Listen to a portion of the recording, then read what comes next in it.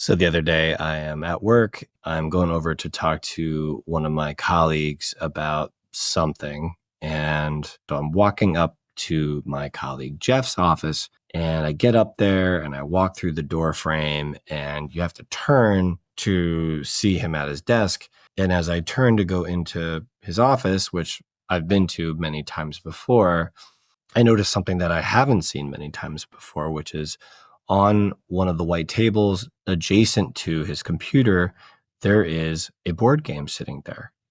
It looks very Go-like. It looks very much almost like a 9x9 Go board, except it's round, it's wooden in color. I immediately asked Jeff, what is that? And he says, oh, the game is called Quarto, Quarto. And I said, oh, never heard of the game. He said, hey, let's play. We start playing, and the way the game goes, if you don't know about it, is that you have these pieces. There's a 4x4 grid on this circular wooden colored board, and you have to get 4 in a row. It can be diagonal, it can be vertical, it can be horizontal, but you actually play the move for the opponent. You don't play it for yourself. You're trying to force them to get 4 in a row of something. The pieces you put down are these little wooden figurines, but they're made of a couple different colors, a couple different shapes, and a couple different patterns. So there's a bunch of different dimensions that you have to be paying attention to. It's not as simple as 4 of the exact same shape. You also have to make sure it's not the same color and all these things. So I quickly lost the game, but it was really, really fun. It reminded me a lot of 9x9 Go, but a little bit more digestible. We played a game in about 2 or 3 minutes, and you could play another one. Then my colleague Jeff says to me, yeah, I love this game because the rules are really simple, but it can take a lifetime to get better at or master. And of course I went, that's what everybody says about Go, right? Like that's what we say about Go. And so that just really struck me. It was a really fun game. So check it out. With that, we will go ahead and jump into the episode. This is All Things Go.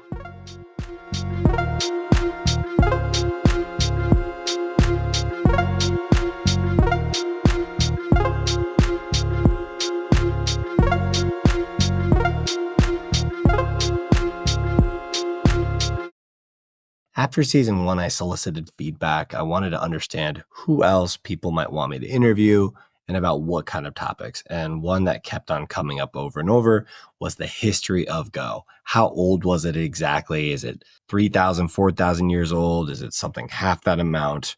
What's the evidence? Let's really get down to the bottom of it.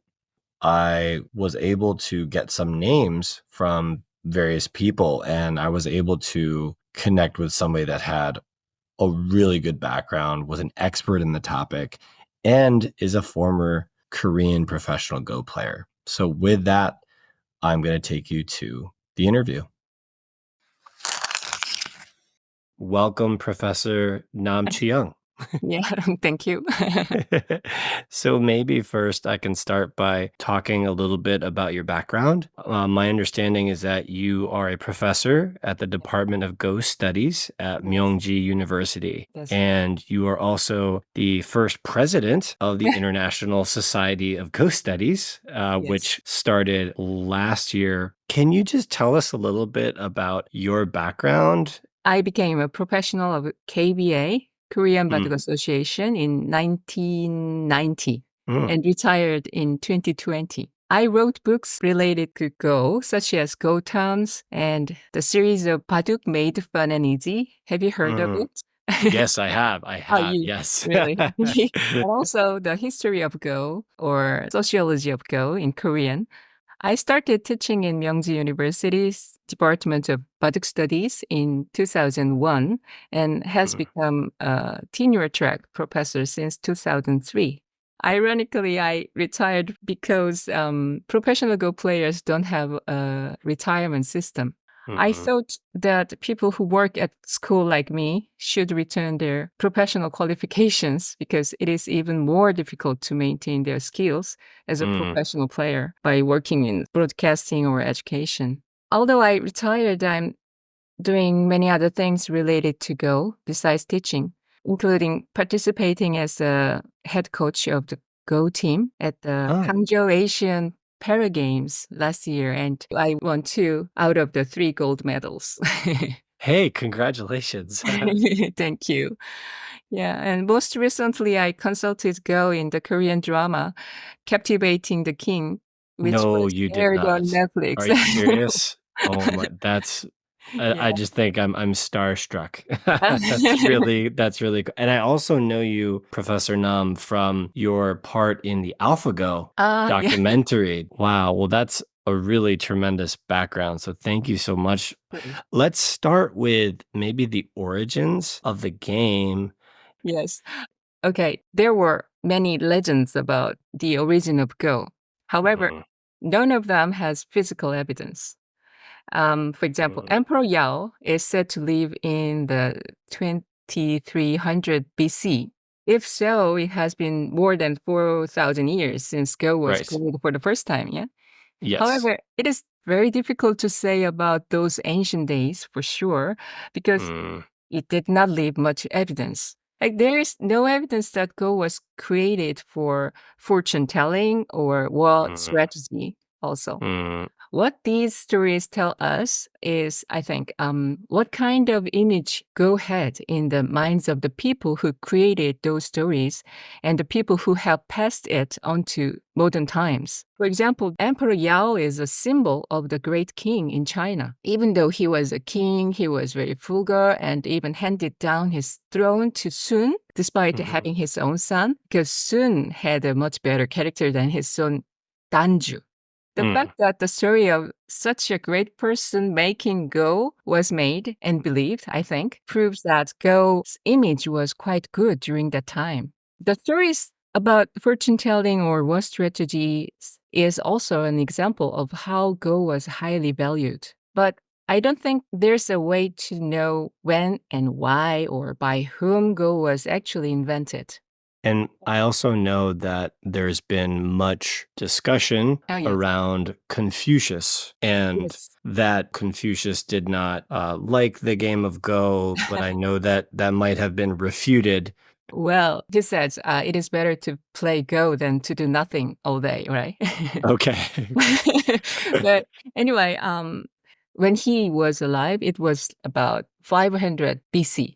Okay. And the oldest mention about Go is an article in 춘추 좌시전. Mm, It's an mm, annotating book of Confucius Chunchu. It is a history book. It told us about the 6th century BC. There mm. was King Yang, and he did something with Go. But Huh. anyway, and also Mencius, do you know? Yes, Mencius. Mencius, he also said some comments on Go Hmm. when it was written around 300 BC. And quite a lot of Go related objects, such as Go boards and stones, are excavated from ancient tombs in China. And the oldest of which is from the Han Dynasty, which started from around 200 BC. So, taken together, it is assumed that Go was played at least around 500 BC. Okay. Yeah.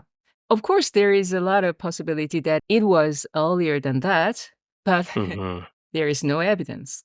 But Go of 2,500 years ago was not the same as it is now. If you look at the Go boards and stones from Hmm. the Han Dynasty, you can see that the standard of Go board was 17 by 17 grid. No 19 by 19 is found at all. Okay. It was around the end of the Sui dynasty that 19 by 19 were found, and the Hmm. literature also supports this. What rough year might that have been, the Sui dynasty? It's the end of 6th century AD. Do we have any understanding why the board changed from 17 by 17 to 19 by 19, or is it really difficult to say? There were many stories about the numbers of intersections on board. There were many stories that compared the number of intersections of the board with the number of days in a year. One year it's 365, and now the 19 by 19 grid board has 361 intersection, something like Got that. it. Mm. Got it. People thought the star points on the Go board are the symbol of the stars in the sky. Or Mm. they mystified the number of intersections around the board, or when the whole board is divided into quarters, something like that. But Okay. the 17 by 17 board didn't satisfy those stories. So I Got think it. they made up the 19 Yes. by 19 board to make it satisfy the stories about the myths of Go. Yeah, of course, the larger size of the board, the more changes there are. So it may have been more interesting, but I don't know exactly what happened. This is really interesting. So we think that the history of the game may go back as far as 2500 Yes. BC Mm, with Emperor Yao, but mm, again, we can't really confirm it exactly. mm, Maybe we can talk a little bit about a basic understanding of how Go moves to other mm. places. Yeah. Before Han Dynasty, large number of people from mainland China migrated to Korean Peninsula. Mainly Hmm. groups who lost in power struggles in China Okay, migrated. I At that see. time, several nations were already formed on the Korean Peninsula. During the Three Kingdoms period, there were many exchanges with China as well as with Japan. And one of the three kingdoms, Baekje, was established especially close to Japan. When the Baekje was destroyed by the Silla and Tang coalition, many Hmm. Baekje people moved to Japan and settled down there. In this process, I believe many cultural items, including Go, were passed Mm, down from China to the Far East, China, Korea, and Japan. The dynasties on Korean Peninsula used Chinese characters for a long time, and Japan also accepted Chinese characters and mm, Buddhism through Korean mhm. Peninsula. And many envoys came and went, and many people had studied in China, Korean, Japanese. So I think this is how Baduk moved from China Mhm, to mhm. Korea and Is it possible or is it true that there may have been some type of ambassador or something from Japan going to China and then bringing it back? there is a story about Kibi no Makibi of Japan. I went Okay. to China and studied Go there and studied many other things too and took them to Japan again. Well, that's possible, of course, but even before that, there are some evidences that Baekje introduced Baduk to Japanese people. Oh, Mm, interesting. So it's actually, there's evidence that it actually spread maybe first into the Korean peninsula and then yes. found its way to Japan. Yes. Very recently, in year 2020, exactly 863 stones were discovered in the tomb of a royal girl in the 5th century in Shilla.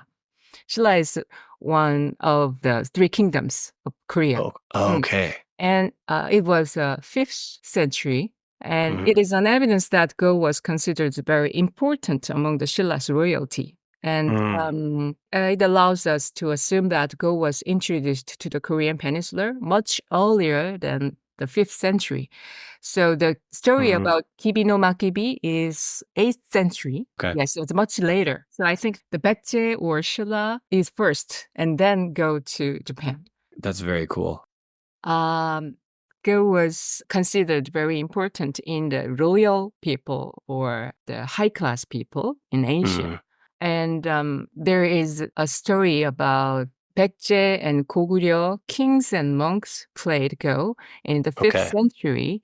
And there are so many stories, king or queens played Mhm, Go in the ancient times. I think that means playing Go makes them look very smart and mm, wise and important, something like that. But the image or the recognition was not the same all the time. The way Go is accepted was influenced by the people in a certain society's ruling class okay. people. Similar to the modern era, where university entrance exams and employment were very, very important. When and where there was 과거 system, have you heard of it? Mm, It is the National Civil Service Examination okay, for I the see. Asian people. Got it, thank you. For example, Goryeo or Joseon in Korean Mhm, Peninsula, had that system. So in Okay. this kind of societies, spending much time in playing Go was considered bad. At that time, it was considered good for retired seniors or women to play Go. Mm, But it was not good for a man who was in the middle of his profession to be too absorbed in it. I see. On the other hand, in a region with a strong aristocracy and Hmm. status system, so there is no 과거 exam, Go was considered one of the very good liberal arts. So I one of the see. four aristocrat liberal arts. There was an image that smart people were good at Go because at that time also it was very difficult to master Go compared to other board games. After Go was spread to the working class, the Mm, number of people gambling increased. But Go was a game that depended on their ability rather than luck. So yes. when other gambling was prohibited, it was not banned. Huh. Yeah. So Wow. so anyway, it is a good game to do for almost everybody, not the people who are doing very important job. It's interesting how the game originally was played by nobility, like you Yes. said, kings and queens, and the aristocracy, Mm. and also by people who were retired or older. And so then, do you think that then the working class would see nobility is doing these things that they start to want to play it because of that? But also, Right, you're right. saying that it's all skill, right? There's no luck in this Yeah. board Yeah. game. I did not know that it was still allowed for gambling, and my understanding is that this is also part of why there might be a difference in style of play Mhm. in Korea versus other countries because gambling may have been more acceptable. No, no, no. Gambling in Korea, China, Japan has been always very popular for almost Okay, everybody. I see. Okay, I think it is important to say that Go was not prohibited at all. Even okay. though the other boards and cards games were banned, the Mhm. king allowed people play Go. How interesting. If gambling was accepted or common in all three kingdoms, is it possible the way that you could make money Ah, playing in my understanding, and I could be completely wrong, so please correct me, is that, in Korea, you might make money per the number of points you win, and yes, yes. so, okay, I'm gonna play differently than, in another place where I only need to win by 5 points versus, Yes, yes. 30 points. Is this accurate? Actually, there was that kind of gambling in Korea, but not anymore, actually. Mm. And yeah, it is often thought that Go became a means of gambling as it spread to the common people. But aristocrats and bureaucrats also made a bet on the victory or defeat of Go. Oh, okay. Yeah. Even in Japan, it is a famous story that the emperor hung a golden pillow, very, very precious, and he lost his golden pillow. and many Joseon aristocrat women also bet on small thing like jade ornament or hair combs. They did that not because of money, but for fun, I think. Yeah, I think it was more fun to make a small bet in order Sure. to do your best until the end of the game. So, Yes. there were not so many people actually who became rich by playing Ah. Go. No, that's a Mhm. legend. Okay, that's really interesting. So, how was it, for the Netflix show, Captivating the King? Ah, yeah. What is this like when TV creators, they come to you and they say, "Professor Nam, we need your help." Right. What are you doing? Are you helping with how the boards should look or the stones on the board? The story was about the Joseon dynasty, the king and girl who loved Mhm. to play Go. during Joseon Dynasty, the style of playing Go was different from now. It was called Sunjang Baduk, and there is no expert about Joseon Dynasty's Go style Interesting. except Okay. me. So You're they, the one. You're the person. Okay. yeah, so they wanted me to create games possibly played in Joseon Dynasty. Was this And very fun for you when you heard this? You're like, wow, this is really fun for me yeah, to. yeah, I think it was a very good opportunity for me to introduce Sunjang Badu. Actually, in Korean Peninsula, the Korean people played Sunjang Baduk until the middle of 20th century. Even after the liberation from Japan, and even after the Korean War, still there were people playing Sunjang Baduk. But during the Japanese colonialism, there was a professional player who is Jo Nam-chul, who is Yes. called the father of Korean Go, who went to Japan to become professional player there, and then Mm. came back to Korea and established Korean Go Association. Now people forgot anything about Sunjang Baduk. It was just 70 something years ago. It disappeared.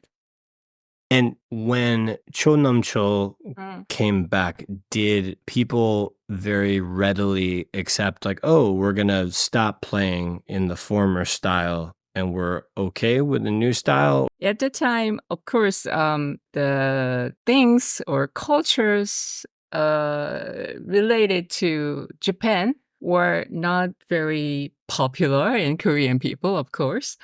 The Korean people spent about 35 years under the Japanese colonization. And right after Jo Nam-chul came back to Korea, his style, his Japanese professional certification didn't get welcome from the I Korean see. people. But after several years later, Jo Nam-chul came back to Korea in 1944, just before the liberation.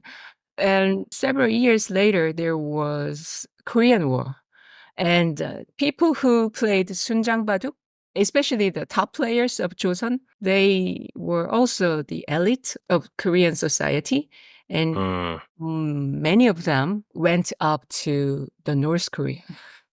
After the war ended, there were not so many strong Go players who could play Sunjang Baduk. And Jo Nam-chul, who became professional in Japan, he was, of mhm. course, very strong because he was the only professional player. The others, just amateur players anyway. So Okay. when there were tournaments, the national tournaments, always Jo Nam-chul won. Okay. So this makes things different Interesting. So he was the only professional player. He at that was time. very, Yeah. Mm. at that time, he was very strong. And then Korean professional Baduk or Mm. Go really starts to grow. Yep. And now we're in this interesting state where some of the top players in the world are Korean players. Yep. Recently, of course, we had a Lisedor and AlphaGo match 8 Mm, years ago. More recently, the Taiwanese Xu Hong, he won the Asian Game gold medal in men's individual. And more recently, Ichiri Kiryu, the Japanese mm, Daimon, who got up until the final in Inca. So, as you mentioned, when Cho Hunyeon won the first Inca in mm. 1989, that was the beginning of Korean Baduk boom. But Okay. even before that, we had Jo Chi-hoon, who became professional in Japan and Yes. who won a lot of titles, the Japanese big titles. People were so happy about that to see Jo Chi-hoon beat the Japanese players. And I think for Korean Baduk, the reason we could develop Baduk so fast was we were competing, um, doing war against Japanese people until the end of 1990s. Yeah. Okay. And that kind of dynamic helped us to develop Go very fast in Korea. So when Cho Hoon-yeon won the first Cup, it was like, okay, we beat not just the Japanese people, but also the Chinese people, Mm-hmm. something like that. Mm-hmm. After that, the Chinese players were very good during the first 10 years of the 21st century. From 2005 until 2015, that is the Mm-hmm. Chinese decade of Go Yes. history. After that, Isidore came back. And when Isidore played against AlphaGo, he was not the world best player. He Okay. was already past his Yes. prime time, but Yes. that made Korea looked by people all around the world again. And from Mm. then on, I think Korea is the number one still. Interesting. In China, they tried very hard, but the Chinese players don't have so much of freedom to do anything they want. I mean, they cannot study by themselves. Yes, they have to study in groups, and they have Uh-huh. to follow the rules of the Chinese Go Association. They have to do these things and that things not by their own will, but by the Okay. older. I think Mm. that affects the Chinese players too. Until now, Japan, I think Japanese Go skills getting down and down. Mm. But nowadays, you see the Ichiri Kiryo or Yes. Sumire, Nakamura Sumire, who are Yes. In now Korea more, now, yes, right? in Korea. Yes. And they show very good vision, Mm-hmm. very promising, I think. But Mm-hmm. until 2-3 years ago, Japan were very Mm. behind Yes. of this Yes. competition. Yes. But I think that's not because of the players, not their fault, but Sure. because of the vitality of the Japanese society. In other fields of the society, I could not find much vitality in Japan. So in China, Korea, even Taiwan, they are still very young, I think. Mm. Mm-hmm. And eager to do something, eager to change it, something. But Mm-hmm. in Japan, I think they want to preserve the old things. I think that's influenced the people in the society. Do you think it's more important in Japanese culture to preserve tradition than it is to win and to Uh, perform? in Go, it is very clear who is win, who is lose. So the good thing in Go can Mm-hmm. be shown only by the victory. So there is no other way to prove that you were correct, you were right in Go, rather than winning the game. Sure. Okay. So to preserve the tradition is very important in every other field of society, but I think not in Go. Interesting. Go is now somewhat popular in other parts of the world. Do you have any comments about Go in the West? Well, I know that the history Baduk was introduced to the Western people is not very long, and there was no tradition, no model to follow, no hero. So Mm-hmm. until now, I think it took quite a long time to come to this stage of promotion in Western world. Recently, I went to Mongolia to visit my friend, and in Mongolia, about 90% of population knows how to play chess because of the influence of Russia. But Wow. there are just a few hundreds of people who play Go, and the biggest reason why there are so small number of people play Go is I found that there is no teacher to teach Go. Hmm. So if you want to study Go, but you cannot find a good teacher, then you will give up. Recently, countries in the Middle East, like Arab Emirates and Saudi Mhm. Arabia, have Mhm. also been interested in Go for many years. But there Hmm. are no Go teacher either.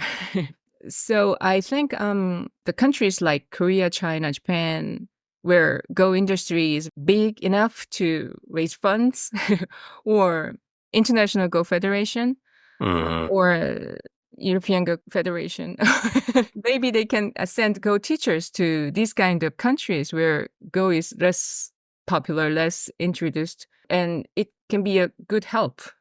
Mhm. After that, if there will be strong players who can not just win, but anyway, one of the semifinalists or Mhm. finalists, then children will look it up and Right. then they will want to study Go. This might take some time because I know that the American professionals are having opportunities to play in Hmm. the more significant tournaments. Right, right. I heard that there was very young participants in the American Pro test this year. He couldn't make it, but anyway, maybe next year he becomes a professional.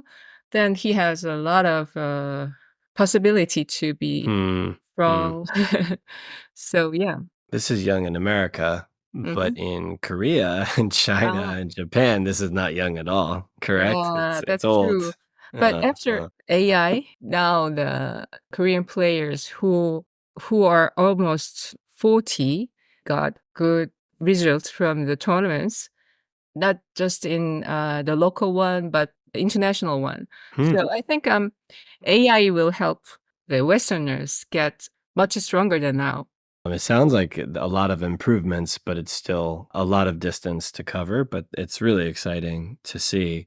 Right. May I ask you a few of these final questions? These are more fun questions. I call Uh-huh. them the lightning round. Ah, yeah.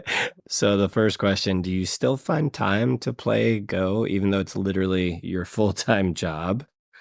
Many of my colleagues and junior professional players often say that playing Go is very tiring. Even the players with good performances say so. It's very hard to really enjoy Go when your job is Go. So I rarely play Go these days, but I like to watch it on the internet. Sure. Yeah, it is very fun to think about where to play, why they play like that, etc. Without Yes. commentary. I don't hear commentary. I just look at the game itself. Yes. Well, I appreciate you telling me that because I didn't fully understand as a Westerner and someone that doesn't know a whole lot about the game. I didn't understand how much effort was involved in the Ah. game until I started playing. But then understanding to become a professional player in Korea, you would study for 10 hours a day, every Right. day, More than that. and more than that, and time controls I know have changed, but still for the big tournaments, you can Yeah. easily play a 7-hour game. Yeah, yeah, yeah. It just I know personally for me, Professor Nam, it's like one of the most mentally exhausting Right, right. exercises, so I But can I think understand that. that is the good thing about Go. You can get the experience of flow, immersed to Go, so you can forget time. And I think that's the very good thing about Go. But for whom the Go is a job, it is very Yes, stressful anyway. I completely understand that. Yeah. My last question, Hmm. what was your first memory of Go in your life, and what made it special? Well, I remember watching my dad play Go with my uncle or his friends when I was very young, like Mm, 6, 7 years old. That time, I thought it was an adult's game. okay. And as children often do, I thought that if I played Go well, I would feel like I became an adult. So, yeah. Understood. Professor Nam, thank Yeah. you so much. This has been a true You're right. honor, and I appreciate your time. Is there anything that you want to tell Western listeners before we go? Ah, okay. Well, actually, when I started this society, I consider that I have to remove Korea or Baduk from the name of the society. There was the society called Korean Society of Baduk Studies. Yes. Yeah, but I removed the Korea and Baduk from it. And the reason why I did that is I want to have more Western researchers participate in ISGS, International Society of Go Studies. Yeah, so please be the member. Okay, Yes. sounds good. So, Yeah, get more members, and I do appreciate you telling us about how you started ISGS, and I know that you talk about on your website about the goal of ISGS is to yeah, promote academic research on Go, activities that help spread and teach Go, mm, and then, like you said, hosting academic research presentations, publishing in academic journals, and the fostering the exchange among research institutes. So yeah. I really appreciate you taking this role. It's clearly something that will really help us in the West as well. So again, thank you so much for your time, Professor Nam, Oh. and I wish you all the best.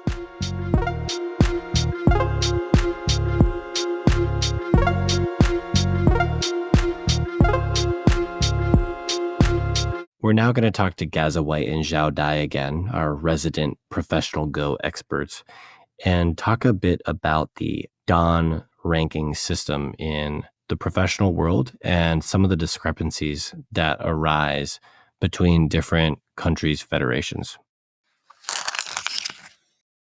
The Dan promotion system has a long history, even within individual federations like the Nihon Kiin or the Korean Baduk Association. There have been changes in how the promotion systems have worked. And that makes it hard to compare different Dan level players. People, of course, like to do that. Fans will look at two players, and the first thing that they might see is their Dan level. That might be the first thing that they find out about these players. So they'll look at a player and they'll say, oh, this player's 8 Dan, this player's only 3 Dan, so the 8 Dan should be the favorite. Mhm. But the Dan system is more of a traditional type of thing and doesn't properly reflect a player's ability. For instance, Lee Sedol, I believe he won his first world title, the Fujitsu Cup, when he was a 3 Dan. And at the time, you didn't get a promotion for winning an international title. So he stayed at 3 Dan. And obviously, he'd already established himself as one of the top players in the world, but he was only a 3 Dan. And in other cases, especially for women, the Dan level can have vastly different criteria between countries. For instance, people will say, oh, there's been no Japanese women 9 dans, but there's been women 9 dans in Korea and China. So does that mean that the Japanese women are not as strong? When really it's more of a case of the promotion system being different. In Japan, for women, any sort of restricted competition, so a competition that's only for women or only for young people or only for seniors, games in those competitions do not count towards promotion. Hmm. So you could win all of the women titles that there are, and none of those games or titles will count towards promotion. Wow. Whereas in Korea, they do count. They have a point system. You get promoted once you accrue a certain number of points. In restricted competitions, the points are 1/4 that of open competition. So if open competition is 4 points per win, then in a restricted competition, you get 1 point per win. Furthermore, if you actually win a restricted title, you get an automatic 1 Dan promotion. So if you win, the women's Kuksu or the women's Kisong or some women's title, you get a 1 Dan promotion. And that's how players like Myongji were Mhm. able to get to 9 Dan level at such a young age. I think she reached 9 Dan when she was just 16.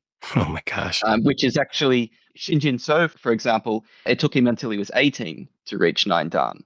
But he was certainly much higher in the echelon of professional players when he reached 9 Dan compared to when Kim Yoon Ji reached 9 Dan.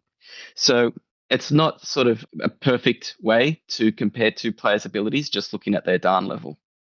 And what's your understanding of the promotion criteria or system for women in China? Is it different from those? I would have to say I'm a bit ignorant as to the system, but I do know that if you win an international title, you can actually get promoted to 5 Dan in China in the past. So, for example, I believe there was a Chinese champion women player who was a little bit stuck at 3 Dan until she had won an international women's title. And after that, she got promoted to 5 Dan. But in the Mm. past, Chinese promotional systems were firstly very tough, and secondly, women and men competed in the same group. So in the past, there were women 9 dans and 8 dans, and they just went through the Dan promotional tournament where they just kind of played games, and I think you have to win a certain percentage versus player of the same Dan rank to go up in rank. So, for example, there was a women 9 Dan, Feng Yun. She came through the system that way, I believe. There were some other strong players like Hua Xueming. She's 7 Dan. So there used to be women players that are kind of quite high then. And of course, currently the women players in China, the top ones, I believe, are Yu Zhiying. I believe she's 7 Dan. And Zhou Hongyu, she might be 6 or 7 Dan. So I think they kind of just came through the ranking system and also by winning national titles or international women's titles. Now we're going to talk a little bit about preventing burnout with BenKyo and how to think about ways to reduce the chance of burnout and keep things more sustainable as you play the game and learn the game. So as a Go teacher, you work with students all the time. What's the biggest source of burnout you see? And what are your recommendations for helping to prevent it? Right. So that's something that I have to think more about whenever it's something to help any of them with or talk about, because it's different actually. Because for me, I get burnt out from my job stuff, let's say sometimes. So for example, if I stream too much, which I used to do, or if I game review too much, like 20 to 30 minutes per review in my case, lots of talking, right? And doing batches of them, it can be pretty tiring. But when we're talking about just Go players, right? And students of mine or friends of mine, burnout from Go in general, right? That's something that doesn't happen to me too much. I usually say to people, like, I've never actually gotten sick of Go before. Now, burnout doesn't mean you got sick of it. Maybe people can have a kind of burnout where they're sick of it, right? But burnout is also like maybe they just did too much Go and they're fried for a while, or they built up so much. I mean, are we talking about people who train a lot per week or? It's an interesting question because you're almost getting at the heart of what it means to be burned out on something. So I almost wonder if to be burned out on a thing, does it mean that you're actually tired of the activity in and of itself? Or is it because of the things you're doing around it and connected to it that are burning you out? So it's a good question. But yeah, however you want to interpret it, I guess. Yeah, so I mean, for one thing, I think that a break from Go sometimes, even like in my case, it happened many times where I barely touch Go for like 2 weeks or something, and then I come back and I'm suddenly stronger. I think Yeah. that's like that with anything, maybe. So I believe that's true because I've experienced it. In general, I recommend people to have other hobbies too. Rest is a part of training. I have students and have had students who basically like didn't have anything else that they wanted to do, and Go was like their main solo leisure hobby. So I really think it's good to have something just totally different as well, like a video game or reading books or whatever. What's your other fun thing you do? So in my case, I kind of don't get sick of Go, but can I get burnt out from it? Maybe. My other things would be so hanging out with friends, like having people over, or playing video games. I played Genshin Impact for a while. I kind of stopped, but the most kind of serene thing that I was doing personally during like my previous job doing software development, as well as once or twice for like a few days of binge, maybe during this Go teaching career full time, is playing Breath of the Wild, Zelda. Because in Zelda Breath of the Wild or its sequel, you're just in this open world with a lot of nature sounds and in a really long story and just adventuring around through like savannas and tundras and fields and mountains, and it's very relaxing. It almost sounds like it has a meditative Yes. quality to it. Yes. Among other video games, that's like perfect for de-stressing. This might be a repetitive question, but to follow through that, if you're talking to a student or someone that has aspirations of reaching higher ranks or high ranks, would you give any sort of different advice or recommendation about avoiding burnout with this game because it is so much a product of volume and repetition? I think that one good way to possibly help avoid burnout, but also to improve in general, is to follow what you're enjoying, which is actually whenever I think back on it, when this topic comes up, that's what I did in my first couple of years. I think it worked well for myself, which was, you want to study a certain joseki or two, you do that, right? That's right. Or you take an opening and you learn it inside out, all the Yes. joseki, pro game examples, intentions of the opening, and playing some games with it.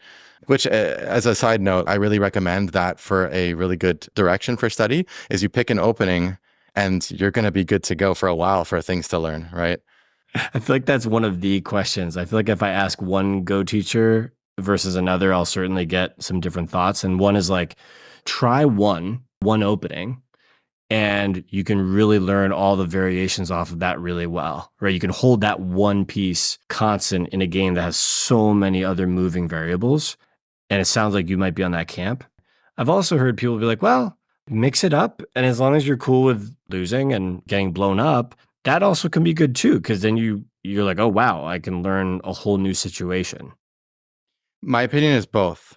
Yeah, I think there's a huge amount of value in learning one opening inside and out. Doesn't mean you like keep playing it forever and start to get diminishing return. Like once you start getting Sure. diminishing returns, it's probably good to move on. It's really good competitively, right? Because you know it way more than your opponent. But you can learn a lot about Go because, first of all, joseki, when you extract things properly from joseki and try to learn the moves really move by move and dissect them properly, you get a lot of concepts and ideas and tesujis and different generalizable Go stuff from that. That's a whole topic by itself. And then, of course, the opening direction stuff. And then, of course, looking at the pro game examples. But at the same time, I also really encourage people to vary their experience. I don't think game experience is all equal. That's why some people play a bajillion games and are like much weaker than someone else who played like 500 or 1,000. Right. So I think that you need to have varied Go experience. You need to keep doing new things and keep changing. Otherwise, you're kind of going to stop. Like if your change stops, then you stop. And I think this point you make as a teacher and somebody that's been doing this a lot and seen a lot of different things go well and not go well for your students or whomever is that playing shorter games, that teaches you something. Playing longer games, that teaches something that the shorter games can't teach, like reading. And then really learning and getting into joseki, that's a whole nother thing. So this concept of constantly mixing it up, it sounds like you're a huge proponent of. Another thing I'll just sprinkle in is that in my experience, being sort of like too fighty or too adventurous, it's kind of a better problem to have in a way, because a lot of people who are like that end up continuing to improve. Depends though. If they're the type that doesn't really think when they play, then they might stop improving at some point. But if you have a combination of being studious and very thoughtful, but Right. also, adventurous and not afraid of complication, not afraid of getting out of your comfort zone, then that's a good mix. It's almost like if a player is very aggressive on the board, they're cutting all over the place, they're invading, they're attacking. It's not a symptom of them trying to be aggressive. It's just they're being absent-minded or they're just not thinking it through. That's not going to get you very far. But if that's your style and you are trying to think about it and say, hey, maybe there's something I could do here, it will probably lead you to some successes, but it also might lead you to messing up. But those mess ups also give really valuable lessons. Is that fair? Yes. Yeah, of course. Yeah. Cool. That's great. The good recipe, in my opinion, Mm. is being very, very thoughtful. And, I'll quote, I think, Mateusz Surma, the Polish pro, my friend, he has a book, which I think is titled something like You Won't Get Dumber from Thinking More. It's a Tsumego book, I think. So yeah, a balance of thinking a lot, but also being really adventurous. Like if you're the type that thinks a lot because you're like super cautious and stuff, and you play very protectively and you don't want to Yes. let anything change, so you need to be willing to be adventurous and a little crazy sometimes, but also very thoughtful. Another thing I'll just mention is that in my experience with teaching so far, one of the most common blockers is when people are getting very like defensive and stuck in how they play. So What does that look like? How do you see that come out? not trying new things enough, playing the same things enough, not being willing to go into the unknown on the board and sacrifice and trade and those kinds of things.